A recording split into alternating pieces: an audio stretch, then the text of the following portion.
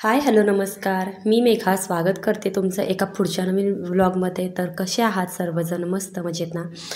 तर चला, आजचा व्हिडिओ खूप दिवसांनी येणार आहे, तो पण क्लिनिंगचा. तर म्हटलं तुमच्यासोबत आज किचन क्लिनिंगचा व्हिडिओ आहे तो शेअर करावा. खूप आवडतोच तुम्हाला आणि रिस्पॉन्स पण छान येतो.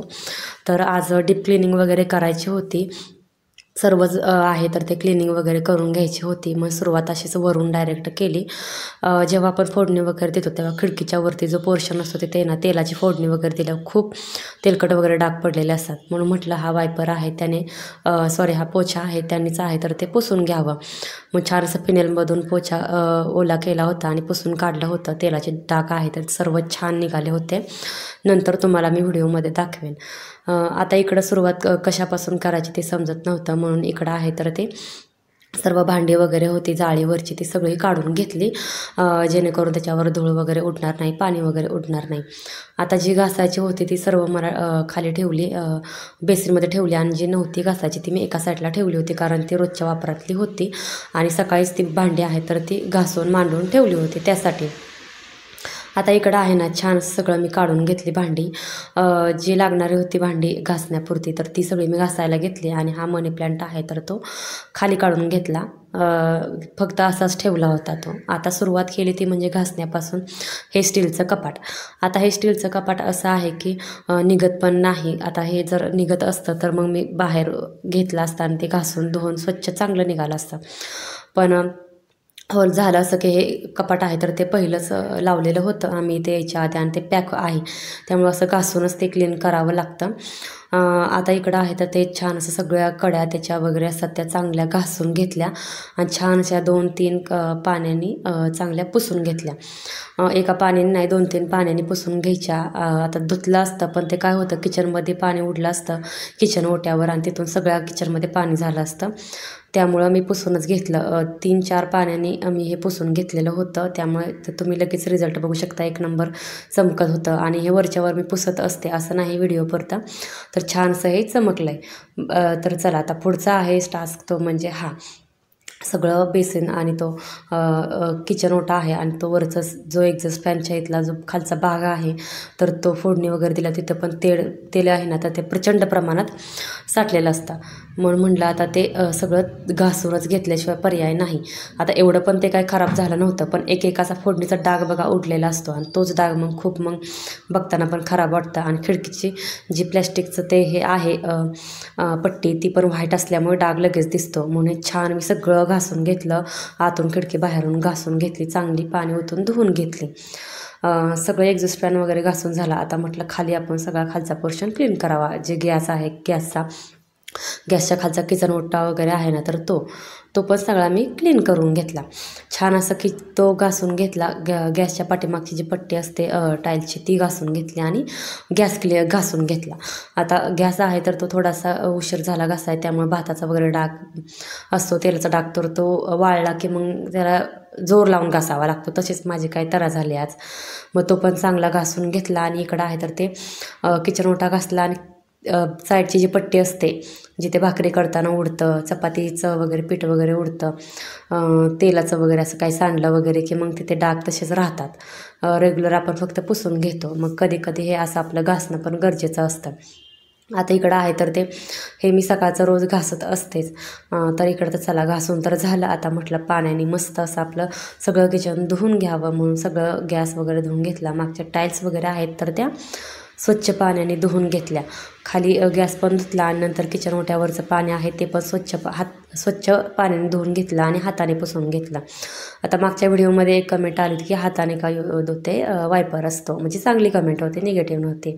तर त्याचं उत्तर असं आहे की पहिलं मी वायपरनं हे पाणी काढण्याऐवजी हाताने काढते, कारण आपण जेव्हा साबण लावलेला असतो तर तो वायपरने फक्त काढला आणि साबणाचे डाग तसेच राहतात.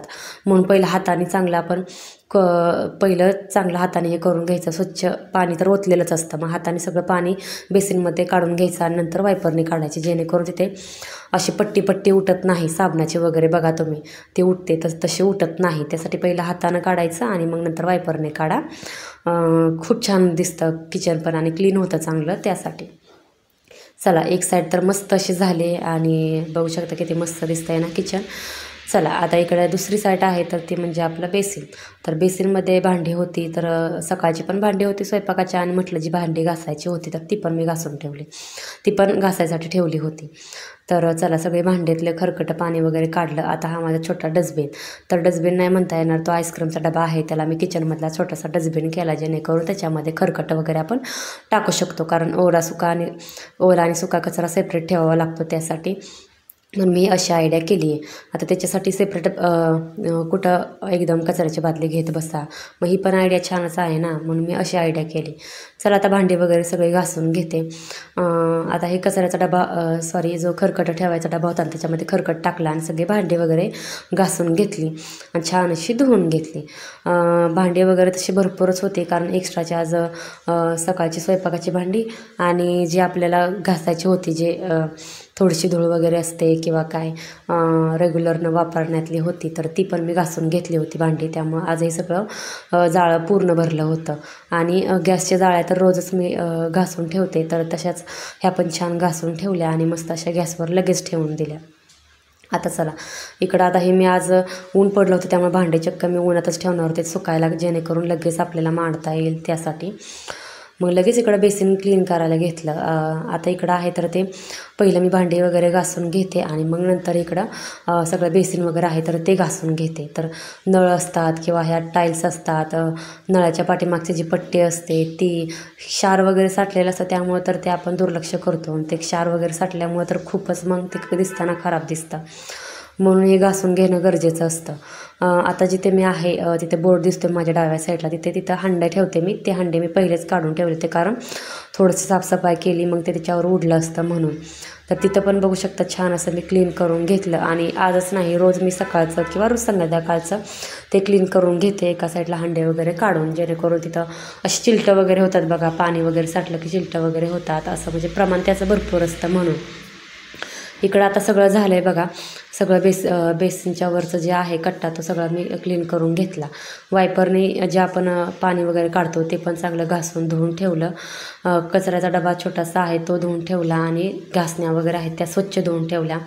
मग आहे आपण मी जो पाण्याला केला ना तो पण मग छान असा घासून स्वच्छ धुवून ठेवते, तसाच अजिबात ठेवत नाही. आणि बेसिन नंतर शेवट क्लीन करते. त्याच्यामध्ये 2 जाळ्या ठेवलेल्या आहेत खाली खरकटं काढण्यासाठी, तर त्या पण जाळ्या चांगल्या घासून मी स्वच्छ धुवून ठेवते.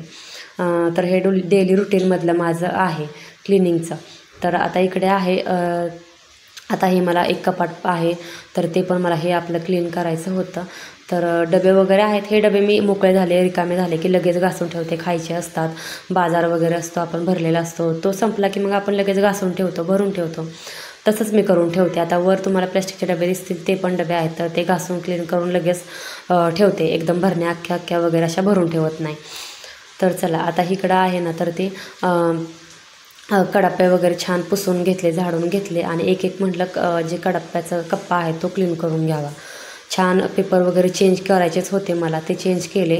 पहिले झाडून घेतलं, ओल्या कापडाने पुसून घेतलं, पेपर वगैरे टाकून घेतले आणि मग डबे आहेत तर ते आपले वर पुसले, कारण कसं आहे खराब झालेच नव्हते, फक्त हात आपला मारून घेतला त्याच्यावर. रिकामी झाले की आपण असं तसं घासून घेतोच ना. मग चला डबे तर तुम्ही बघू शकता किती छान क्लीन झालेत, कारण फक्त एवढे जास्त खराब झाले नव्हते. आता मला हे डबे छोटे प्लास्टिकचे इतके वाढलेत ना, आता हे कमी कसे करू हे समजत नाही. आणि कमी केले तर नंतर काय होतं, जेव्हा आपल्याला काय ठेवायचं असतं, कुठं वेलची पावडर, जिरा पावडर काय असतं, तर तेव्हा आपण काय करतो ते असतं, मग तेव्हा डबे सापडत नाहीत. म्हणून हे असे डबे रिकामे पण थोडे का होईना ठेवावे लागतात. म्हणून हे प्लॅस्टिकचे डबे बघू शकता, डाळीचे असतील आणि मग हे ड्रायफ्रूट्सचे वगैरे सगळे माझ्याकडे आहेत. थोडे घेवड्याची डाळ, कुठे काय जिरा पावडर, धना पावडर, वेलची पावडर, असे सगळं मी भरून ठेवलं आहे. गुळ वगैरे कापून वगैरे आपण ठेवतो तसं, तर मी तसं ठेवलं आहे. त्यामुळं काय होतं की बरं पडतं, ते सेपरेट डब्यामध्ये असेल तर ते सापडतं पण लवकर. चला डबे वगैरे आता मी सगळं स्वच्छ पुसून ठेवले आणि नंतर ते लगेच आहे असे मांडून ठेवले, तर ते शेवट तुम्हाला मी दाखवेन. आता चला वरून असं क्लीन करून आलो की आता खाली शेवटचा भाग राहिला तो म्हणजे तर कांदे आणि बटाट्याचं जे रॅक आहे तर ते मला साफ करायचं होतं. आता कांदा तर एकच राहिला होता, तर तो पण ते पण म्हटलं आता क्लीन करून घेऊया, आता लागले ते आपण करूनच घेऊया ना. तर म्हणून ते पण क्लीन करून घेतलं, छान असं पुसून घेतलं तर हे रॅक दिसतंय तुम्हाला, तर खाली बघू शकता त्याच्यामध्ये सामान वगैरे, साबण असतील काय, तुमचे निरमा पावडर असतील तर ते सगळं मी खाली ठेवते. वर कांदे, त्याच्यावर बटाटे, लसूण असं ठेवते. छान आता ते पण क्लीन करून घेतलं पुसून. आणि हे पण शॉर्ट काढायचा राहिला माझ्याकडून, पण हे पण मी क्लीन करून घेतले सगळं. मसाल्याचा डबा, विळी वगैरे तर काय क्लीन असते. आणि छान डबे वगैरे पिठाचे असतात ते पण मी घासूनच ठेवले ते, कारण सकाळीच भरून ठेवले होते त्यासाठी. तर चला, मस्त असं आपलं किचन क्लीन झालेलं आहे एकदम. सगळं क्लीन करून झालं आहे. मस्त असा मनी प्लॅन्टवर असं चिकटवलं आहे, डबल चिकट टेपनी चिकटवला आहे. आपण तो पडतोय सारखा, म्हणून त्याला आता परमनंटली काहीतरी केलं पाहिजे. तर बघूया, चला मस्त तर दिसतंय ना. आणि किचन पण छान असं क्लीन झालं आहे. सगळ्या खिडक्यापासून सगळ्यापर्यंत मी सगळं क्लीन करून घेतलेलं होतं. खाली पण हे क्लिनिंग वगैरे सगळे केली होती. आता फक्त कांदे बटाटे आणून ठेवले पाहिजे, जेणेकरून ते छान दिसेल. इकडं देवबाप्पाच्या इकडच्या साईडचं जे आहे पोर्शन, तो पण मी सगळा क्लीन करून घेतला होता. आणि इकडं वरपर्यंत सगळे असे चेंजेस करून घेतले होते. सगळे ड्रायफ्रूट्सचे डबे वगैरे छान असे एकसारखे लावून ठेवले होते. तर चला, ही तयारी होती गुरुपौर्णिमेची, कारण गुरुपौर्णिमा गुरुवारी आहे त्यासाठी. तर चला, हा होता आजचा व्लॉग. कसा वाटला हे मला कमेंट्स करून नक्की सांगा. आणि व्हिडिओ आवडल्यास चॅनलला सबस्क्राईब करायला विसरू नका. बाय.